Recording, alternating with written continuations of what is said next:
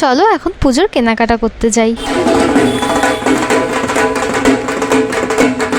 1 বছর ধরে অপেক্ষা করে থাকি ঢাকের এই আওয়াজটা শুনবো বলে।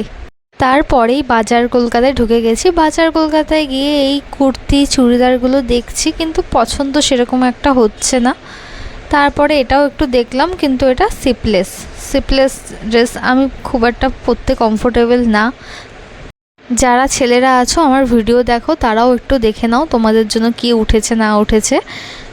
ছেলেদের জন্য মোটামুটি ভালোই লাগলো সব কিছু, কিন্তু ব্ল্যাক শার্টটা যা দেখলাম, ওফ, এই ব্ল্যাক শার্টে ছেলেদেরকে অসাধারণ লাগে। যে কোনো ছেলে যদি ব্ল্যাক শার্ট পরে কোনো মেয়েকে প্রপোজ করো, মেয়েটা পটে যাবেই যাবে। আমি একটা মেয়ে হয়ে বলছি, একবার ট্রাই করে দেখতে পারো।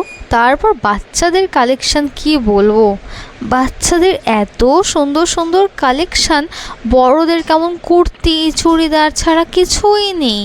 আর বাচ্চাদের জন্য এত কিউট কিউট সুন্দর সুন্দর কালেকশান। কেন বড় হয়ে গেছি বলে কি আমাদের কিউট লাগতে নেই? আমার যদি ভবিষ্যতে বাচ্চা হয়, আমি চাইবো আমার মেয়েই হোক, আমি তাকে এত সুন্দর সুন্দর ড্রেস পরে সাজাবো। যদি ছেলেও হয়ে যায় ভবিষ্যতে, আমি তাও পরাবো এইসব ড্রেস। আমি সবার আগে বাচ্চাদের ওদিকেই যাই, দেখি তো কী কী সুন্দর সুন্দর ড্রেস আছে ওদের।